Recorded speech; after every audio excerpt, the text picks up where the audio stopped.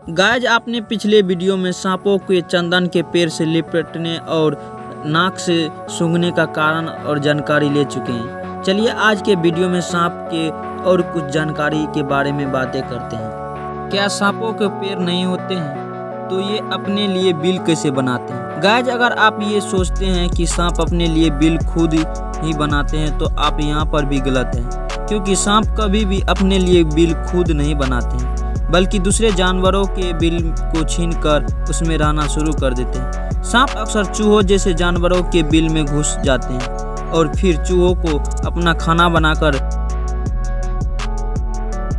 Bill को अपना कर लेते हैं। सांप इतनी चालाकी से चूहे का बिल छीनते हैं कि बेचारे चूहे चाहकर भी कुछ नहीं बिगाड़ पाते हैं।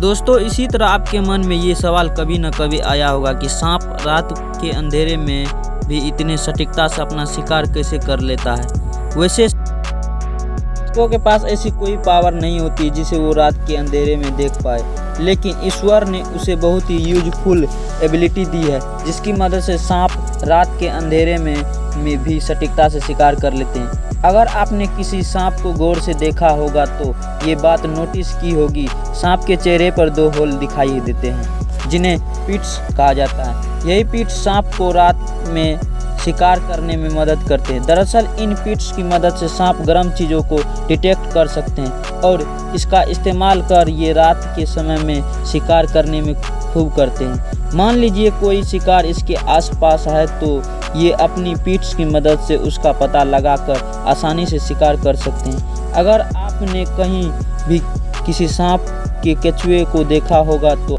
आपके मन में सवाल जरूर आया होगा कि सांप अपनी केंचुए क्यों छोड़ता है। दरअसल दुनिया का हर सांप, फिर वो किसी भी प्रजाति का हो, साल में 1 से 2 बार केंचुए छोड़ता है। असल में इसके पीछे का कारण बिल्कुल सिंपल है। दरअसल सांप बहुत तेज़ी से ग्रो करते हैं और इनका शरीर तेज़ी से बढ़ता रहता है, पर सांप के शरीर में मौजूद चमड़ी उतनी तेज़ी से नहीं बढ़ता है जितनी तेज़ी से उनका शरीर बढ़ता है। यही वजह है जब सांप तेज़ी से बढ़ते हैं तो उनके शरीर में मौजूद चमड़ी भी ज़्यादा टाइट होती चली जाती है और एक समय ऐसा आता है जब इस चमड़ी की वजह से सांप को चलने फिरने यहाँ तक हिलने में भी दिक्कत होने लगती है। तब जाकर सांप इन चमड़ी को अपने शरीर से बाहर निकाल देता है और इसके बाद उनकी नई चमड़ी बहुत ही ज़्यादा चमकीली और खूबसूरत लगने लगती है। चलिए इस वीडियो में सांप के आखिरी और सबसे फनी सवालों की और क्या सांप इंसानों के जैसा सुन सकते हैं? गाइज आप सोच रहे होंगे भला ये कैसा सवाल है, सांप के तो कान ही नहीं होते लेकिन ये सुन कैसे सकते हैं? हम आपको बता दें कि आप बिल्कुल गलत सोचते हैं। असल में सांप के कान होते हैं जो हमें दिखाई नहीं देते हैं। सांप के ये कान उनके जबड़े से डायरेक्टली जुड़े रहते हैं।